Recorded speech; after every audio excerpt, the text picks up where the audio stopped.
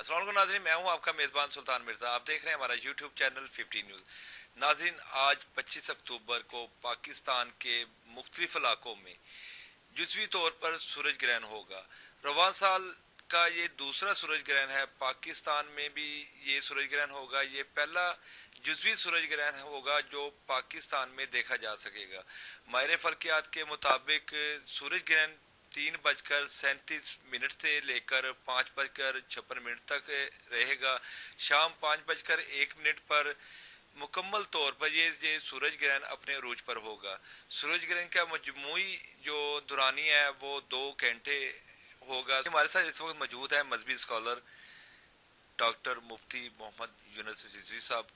इनसे जानते हैं कि जो सूरज ग्रहण होता है इस पे बहुत ज़्यादा लोगों में क्या सलाहियाँ पाई जाती हैं, और दूसरा इनसे पूछेंगे कि इस मौका पर शरीयत हमें शरई तौर पर हमें क्या करना चाहिए। अस्सलाम वालेकुम। वालेकुम सलाम वरहमतुल्लाहि वबरकातुहू। बहुत शुक्रिया जी आपका।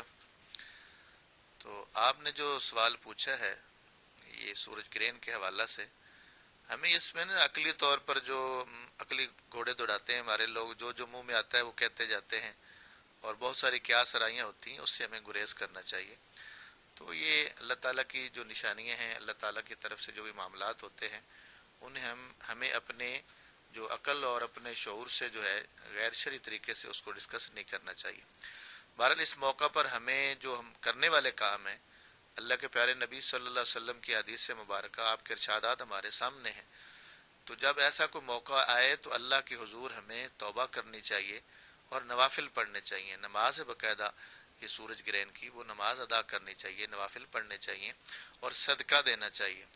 और मैं ऐसे मौके पे कहा करता हूँ कि हमें सच्चे दिल से तायब होना चाहिए, अपने गुनाहों पे नादिम होना चाहिए।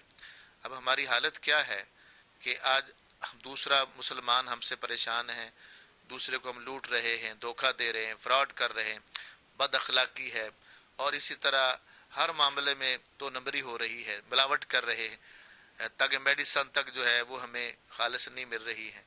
दूध ले लें उसमें मिलावट है, खाने में मिलावट है, हमारा किरदार, हमारा अखलाक, हर हवाला से उसकी इस्लाह की ज़रूरत है।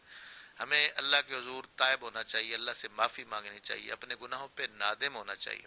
और ख़ास करके इस मौका पर हमें सदका देना चाहिए और नवाफिल पढ़ने चाहिए, अल्लाह से तौबा करनी चाहिए ताकि अल्लाह ताला अपनी गिरफ्त से महफूज रखे और अल्लाह ताला हम पे रहम फरमाए, करम फरमाए, और एक बहसीयत कौम अल्लाह के हुजूर हमें अपने गुनाहों पे नादिम होकर सच्ची तौबा करनी चाहिए।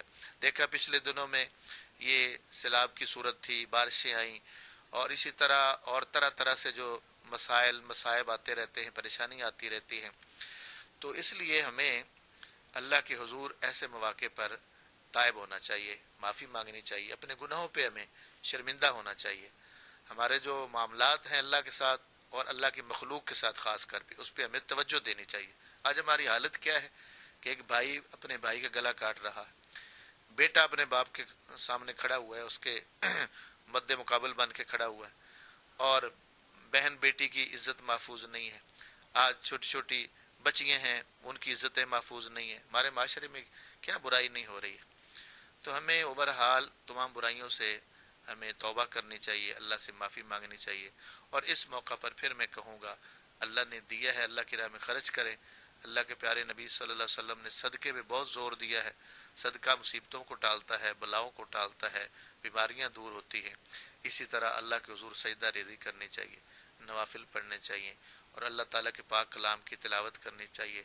नबी करीम सल्लल्लाहु अलैहि वसल्लम के हुजूर दरूद व सलाम के नजराने पेश करने चाहिए और हमें एक अच्छा मुसलमान बनकर अपना अमल अच्छा करना इस चाहिए। पे जो हजूर पाक सल्लल्लाहु अलैहि वसल्लम ने कोई मखसूस कोई इबादत बताई है? जी, उसमें अर्ज कर रहा था कि नवाफिल का जिक्र आता है हदीस के अंदर, तो इसलिए ऐसे मौके पर बंदे को नवाफिल पढ़ने चाहिए। वैसे तो ये सूरत बकरा का जिक्र आता है कि इतनी लंबी तिलावत की जाती थी कि मतलब सूरत बकरा बाकायदा नवाफिल में पढ़ी जाती थी। तो मतलब इतनी लंबी लंबी सूरतों के पढ़ने का जिक्र मौजूद है।